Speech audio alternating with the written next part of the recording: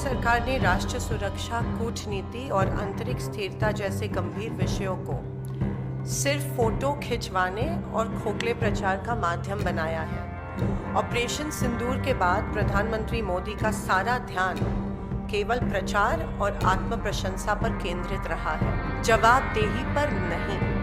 देश की जनता को दिखावा नहीं, जवाब चाहिए। पहलगाम में हुए क्रूर आतंकी हमले में हमारे देश के 26 मासूम लोगों को अपनी जान देनी पड़ी और उसके बाद में जो ऑप सिंदूर हुआ उधर हमारे बहादुर सुरक्षा कर्मियों की शहादत भी हुई। उसके बाद देश आज तक प्रतीक्षा कर रहा है कि जो 4 आतंकी जिन्होंने हमला किया, जिन्होंने हमारे 26 लोगों की हत्या की, वो कहाँ है?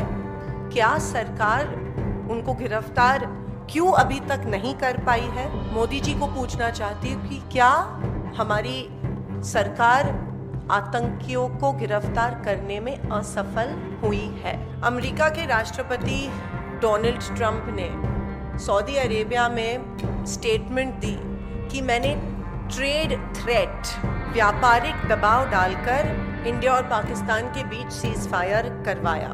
मैं मोदी जी को पूछना चाहती हूँ, क्या भारत सरकार को इस सीज फायर अनाउंसमेंट के बारे में एडवांस नोटिस थी?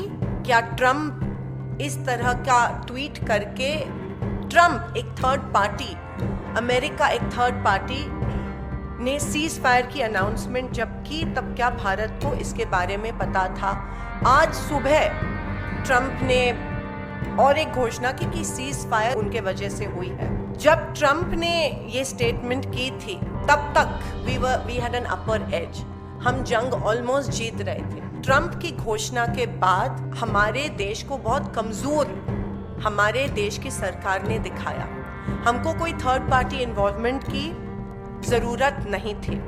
हम सक्षम हैं, हम कर सकते थे जो इंदिरा गांधी जी ने तब कर दिखाया था। एक हार्ड लाइन और निक्सन को लिख के पाकिस्तान को दूसरे दिन सरेंडर करवाया था। लेकिन जब ट्रंप ने ये स्टेटमेंट दी तो क्या इंडियन गवर्नमेंट, क्या मोदी सरकार वाज इट कॉट अनअवेयर? और क्या इस स्टेटमेंट के वजह से हमारे आर्म्ड फोर्सेस जिन्होंने इतनी अच्छी कारकिर्दी की थी ऑप सिंदूर में, क्या वो डीमोरलाइज हुए और उनके साथ पूरे देश की जनता इस स्टेटमेंट के वजह से डीमोरलाइज हुई? और इसके लिए कौन जिम्मेदार है?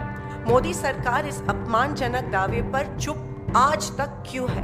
क्या यही वह कीमत है जो भारत को अंतर्राष्ट्रीय दबाव के आगे झुकने के बदले चुकाने पड़ रही है?